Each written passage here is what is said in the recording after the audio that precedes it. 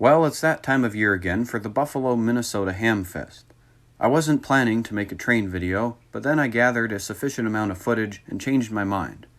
This trip involves going up the Minnesota 23, following the BNSF Marshall Subdivision up to Willmar, my favorite place in Minnesota.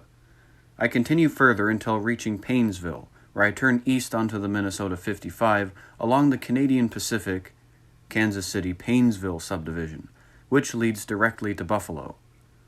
On the way up, there was a tanker train tied down in Clara City. It had an SD70 ACE and a Norfolk Southern Dash 9. The following day, there was an eastbound flying through Buffalo that took me as far as Loretto to catch up to.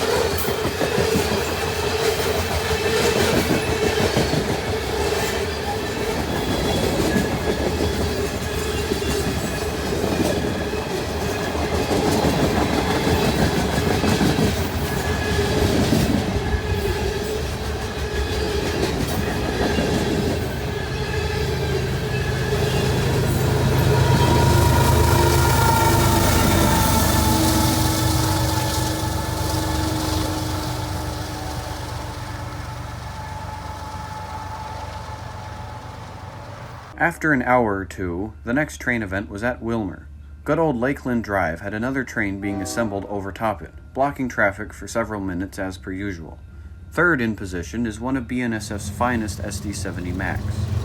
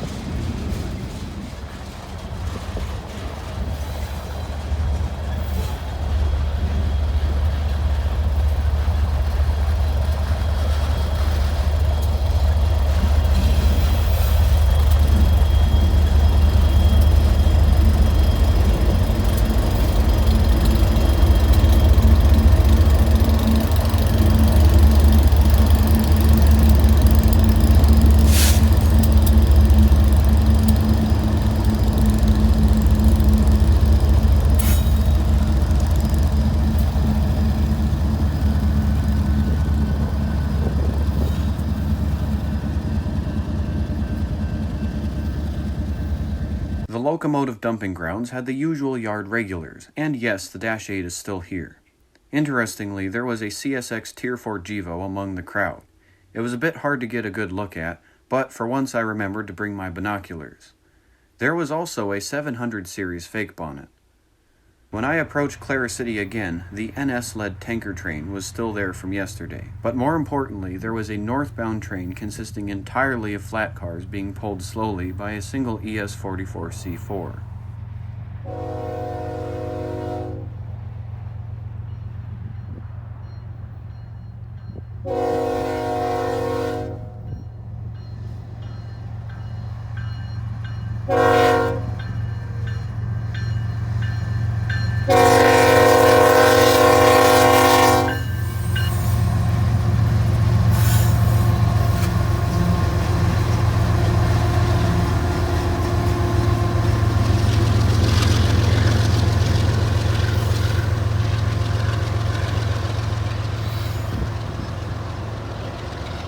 While I was watching the flat car consist, the tankers began to head south, and by the time I got back to Clara City, the train had vanished. As I was approaching Maynard, I noticed that I was gaining upon a stalled tanker train, but the power was completely different. Yes, this was an entirely separate operation that apparently did not have as high track priority. In it, we have the second fake bonnet for the day. All of this sightseeing allowed for the original tanker train to disappear into Granite Falls, and I never saw it again. Just north of Hanley Falls was a tied-down mixed freight with a Canadian National Gevo second in position. During this trip, I have now seen locomotives from all 6 Class I railroads.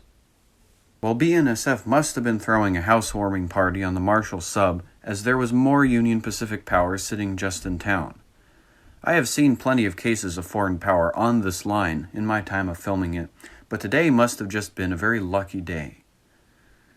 With that said, it was also the last train event for the day, and so I will end the video.